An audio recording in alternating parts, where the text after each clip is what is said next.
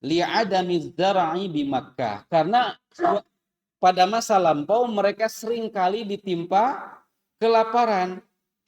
Kok bisa? Li'adami dzar'i bi Makkah, karena di kota Makkah tidak ada lahan pertanian. Kan yang ada hanya gurun pasir yang gersang. Di Bakkah, Bakkah itu kan dalam bahasa Arab digunakan dalam ayat ini dikatakan di Bakkah, di apa namanya? Di lembah kering tandus tidak ada kehidupan. Tetapi lalu Allah berikan keberkahan, ya. Allah datangkan makanan dari berbagai penjuru dunia, gitu kan? Termasuk dari Yaman, termasuk dari Syam. Kalau sekarang dari Indonesia pun ada. Mau nyari pete atau jengkol juga ada. Di sana nggak bisa nanam jengkol, tapi jengkolnya ada. Di sana tidak bisa menanam apa namanya sayur-sayuran, tapi sayuran ada lengkap komplit.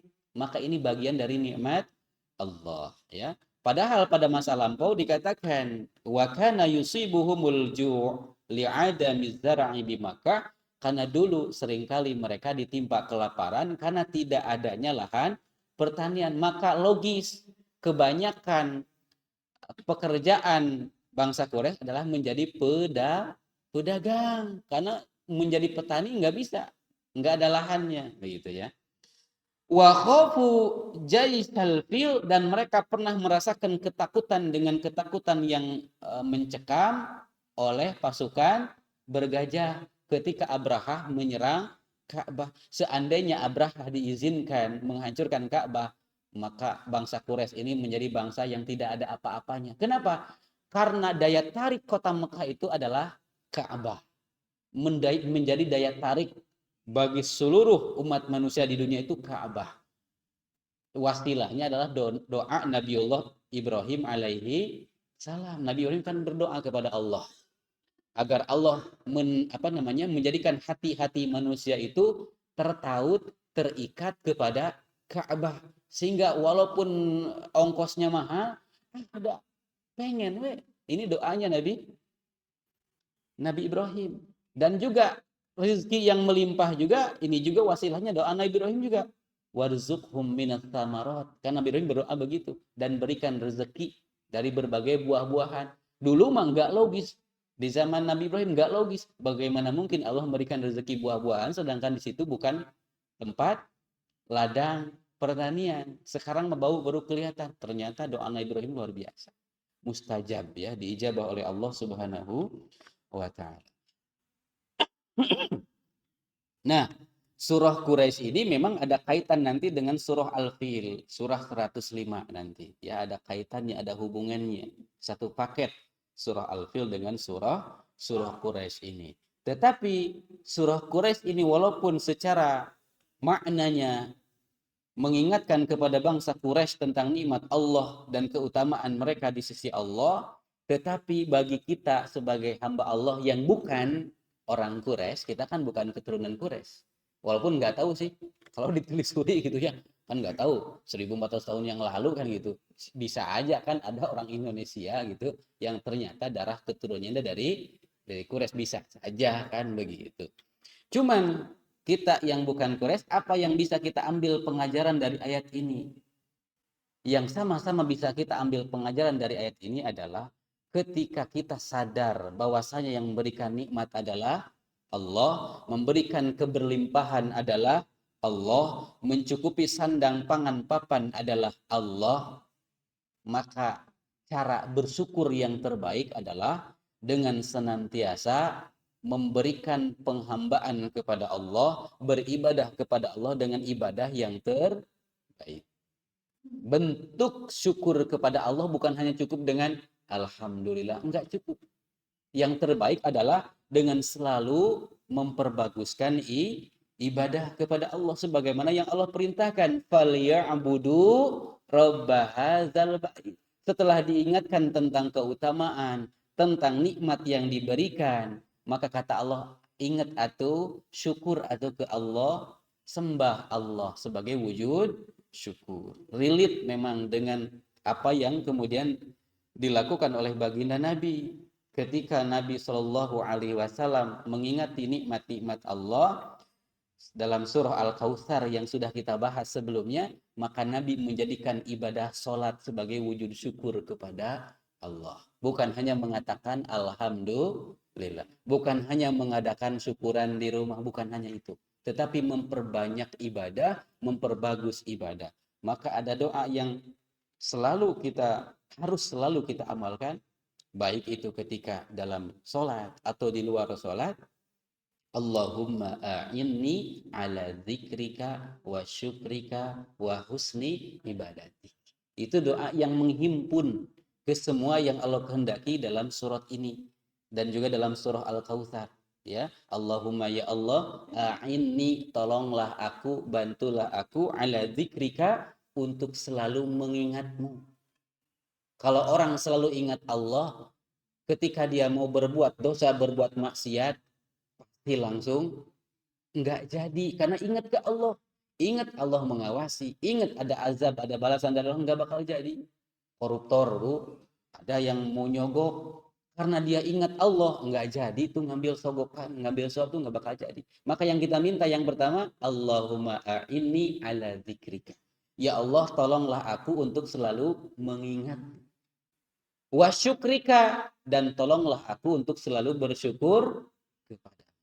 Yang ketiga, wa husni ibadatik, dan tolonglah aku untuk selalu menampilkan, memberikan ibadah yang terbaik. Kalau sholatnya yang paling berkualitas, sholat yang khusyuk. Kalau baca Qurannya yang terbaik, yang paling ikhlas. Sedekah yang paling ikhlas, yang paling baik, gitu. Maka ini yang kita mintakan kepada Allah. Kalau kita ingin menjadi hamba Allah yang bersyukur, yang dimuliakan oleh Allah Subhanahu wa Ta'ala. Karena kita sadar hidup kita memang semuanya dijamin oleh Allah. Gitu. Minimal atau kita itu memperbanyak doa agar kita ditolong oleh Allah untuk menjadi hamba Allah yang selalu bersyukur, gitu ya.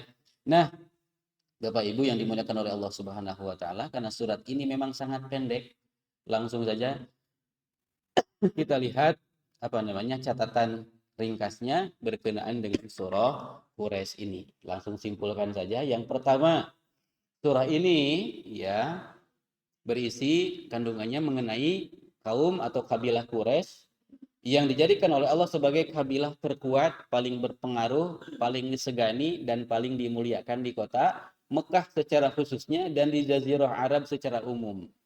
Sehingga kemanapun mereka bepergian dihormati, sehingga bebas gitu, lancar perjalanan. Kenapa? Karena yang berjalannya adalah kaum yang terhormat, kaum terpandang, pemegang kunci Ka'bah.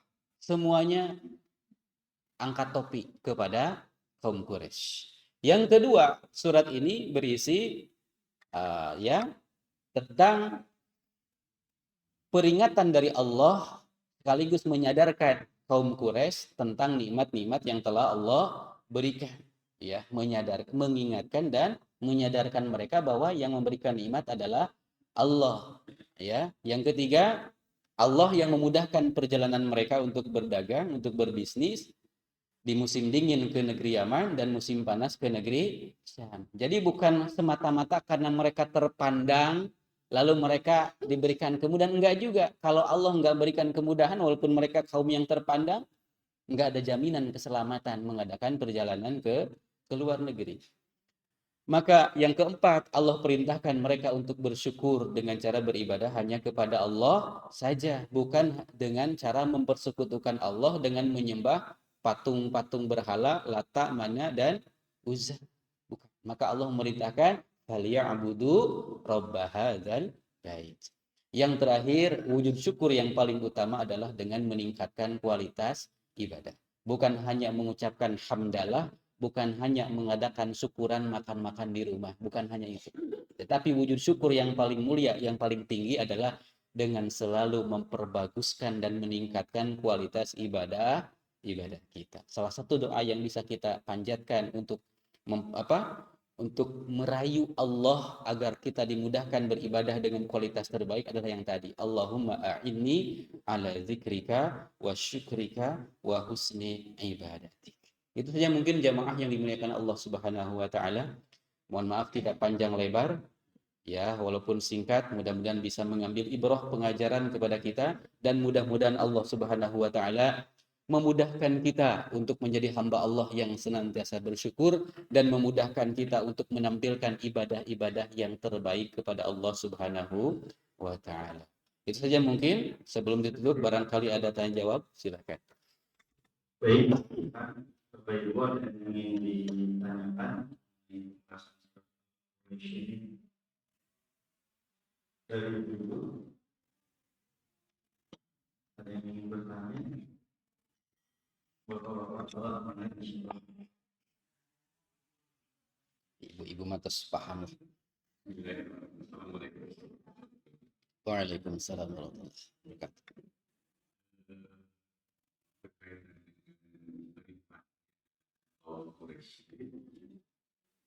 Kan mereka itu bepergiannya dalam masa bisnis yang itu ada perjalanan ke luar negeri itu dengan menggunakan dan di bisnisnya itu bisnis apa, lalu modalnya itu Ya, baik, terima kasih. Ya, kaum Quraisy ini adalah kaum yang tinggal di daerah gurun, yang hanya bisa menghasilkan karya-karya yang di luar pertanian, atau di luar sandang pangan papan lah gitu ya. Maka bisa mereka kebanyakannya pengembala, pengembala kambing, termasuk Nabi SAW juga kan ketika masih kecil itu sebagai seorang pengembala. Maka yang memungkinkan dijual ke luar negeri adalah satu bahan apa namanya, pakaian-pakaian yang dihasilkan dari bulu-bulu atau dari wool gitu ya. Itu kan menjadi barang yang bisa dijual ke luar negeri untuk ditukar dengan makanan. Kekurangan di kota Makkah adalah makanan, sandang, pangan. Sedangkan kelebihan mereka adalah mereka bisa memproduksi baju, pakaian, jubah, peralatan perang. Itu kan, itu mereka bisa bisa memproduksi itu. Lalu itulah yang kemudian dibawa di barter. Kalau zaman dulu kan sistem barter, bukan menggunakan mata mata uang. Maka di barter lah gitu ya, antara yang tadi ya, baju, jubah ya, kemudian juga peralatan perkakas yang bisa mereka buat dengan makanan-makanan dari negara luar. Itu yang dijual atau yang dibarter dengan sistem barter. Sedangkan mereka mengadakan perjalanan menggunakan kendaraan yang memang ada di sana di daerah gurun pasir, yaitu unta. Karena kuda itu tidak memiliki stamina sehebat unta. Unta itu bisa tahan panas gitu ya, bisa tahan lapar ya, bahkan bisa mengadakan perjalanan yang cukup jauh melalui padang pasir. Maka kalau tadi pertanyaannya yang dijualnya apa, ya tadi selain bahan makanan, yaitu apa, baju atau pakaian, lalu perkakas termasuk perkakas perang, karena mereka bisa produksi itu ya, termasuk aksesoris yang bisa dihasilkan dari batu, dari kayu ya itu. Kemudian ya, kendaraannya diantaranya adalah kendaraan menggunakan unta, karena unta satu-satunya yang mereka hewan paling berharga dan hewan yang paling bisa diandalkan untuk mengadakan perjalanan jauh. Walaupun ada kuda satu dua lah, ada keledai yaitu pun satu dua, tapi untuk perjalanan jauh ke luar negeri tidak bisa diandalkan. Satu-satunya bisa diandalkan adalah unta. Kurang lebih itu, mudah-mudahan tidak puas. Ada yang lain? Jadi ada sekarang mah, tadi nggak ada.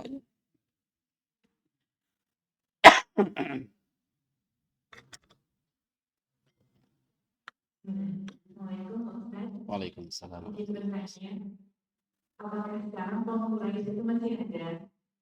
Dan bagaimana dengan keberadaan kelompok musyidah hari ini? Apakah masih dipegang oleh kaum Quraisy atau sudah dipegang oleh Bani Hafs dan menjadi pemerintah di kedua tanah haram? Baik, ya. Sampai sekarang bahkan sampai akhir zaman memang kaum Quraisy lah yang diberikan mandat untuk mengelola, memakmurkan Baitul Haram, ya, mengelola dan memakmurkan Baitul Haram dan juga mengelola Zam-Zam, ya. Dan Bani Sa'ud pun memang termasuk Quraisy gitu, ya. Dan mungkin generasi keberapa lah gitu ya. Ya, jadi tetap bahkan dalam sebuah hadis dikatakan bahkan nanti apa tuh siapa yang nanti akan turun pada akhir zaman itu?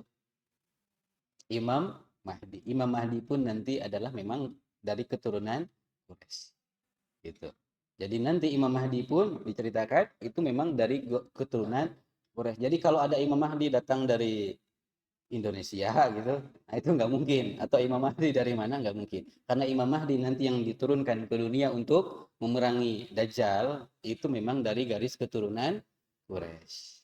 Karena Quraisy lah kaum ataupun kabilah yang terbaik di akhir zaman gitu ya. Karena Nabi Muhammad SAW memang lahir dari kaum Quraisy. Bahkan sampai sekarang, sampai akhir zaman, sampai hari kiamat, yang memegang mandat turun temurun itu kan turun temurun, nggak bisa diganggu gugat, gitu kan? Turun temurun dari semenjak Nabiullah Ibrahim alaihi salam itu memang keturunan dari garis keturunan Nabiullah Ibrahim alaihi salam yang memang ketika itu pada zaman Nabi Muhammad diutuskan bernama kaum Quraisy. Tapi kan setelah generasi-generasi nanti kaumnya beda lagi. Di atas kaum Quraisy kan beda lagi namanya, kan begitu. Ya, disebutkan tadi kan Nadir bin Kinanah. Jadi di atas kaum Quraisy itu sebelumnya nenek moyang mereka itu namanya adalah kaum atau Bani Nadir bin Kinanah. Nah, bersambung terus gitu ya. Ibrahim ke Ismail, Ismail nanti ke anak cucunya. Nanti turun lagi, turun lagi, turun lagi. Nah, sekarang yang terakhir memegang ya Al Saud, karena kan di Arab Saudi itu sistemnya hierarki absolut. Jadi raja sebelumnya mewarisi pasti anaknya mewarisi begitu. Nggak mungkin kalau kalau sistemnya presidensial apalagi republik seperti di kita, maka tidak bisa menjaga garis keturunan itu. Nggak bisa menjaga karena kan siapa saja boleh berkuasa. Maka di antara kelebihan monarki absolut itu ya begitu. Dari garis keturunannya terjaga gitu. Dari nenek moyang terjaga. Quraisy nanti turun ke siapa, turun ke siapa, turun ke siapa itu terjaga hierarkinya. Nah, kalau kalau sistem presidensial apalagi republik kan siapa saja dari kabilah mana saja, dari suku mana saja bisa memimpin kan begitu. Nah, sehingga agak sulit untuk mendeteksi ini keterjagaannya. Itu memang ada kelebihan, ada kekurangan kan begitu. Nah, di antara kelebihan di Arab Saudi sampai sekarang karena memang sistemnya kerajaan, jadi memang turun temurun gitu. Dan masih terjaga silsilahnya sampai ke Quraisy gitu. Wallahu a'lam bishawab. Masih ada? Kalau tidak ada, ibu masih ada? Baik, alhamdulillah kalau begitu kita tutup dengan doa. Alhamdulillah dulu ya. Alhamdulillah rabbil alamin. Doa kifaratul majlis. Subhanaka Allahumma bihamdika asyhadu an la ilaha illa anta astaghfiruka wa atubu ilaik dan nanti disambung dengan doa sebelum makan. Terima kasih. Assalamualaikum warahmatullahi wabarakatuh. Terima kasih atas sharing ilmu dan kesempatannya. Untuk selanjutnya persilakan kepada Bapak doa makan. Kita dudukkan kepada doa makan. Maka silakan insya Allah kita sudah siap. Ini sponsor fullnya untuk sarapan adalah Ibu Majelis Taklim. Terima kasih kepada Ibu Majelis Taklim yang digawang oleh Ibu Bibi. Maka silakan selamat menikmati hidangan apa adanya. Upah ini semua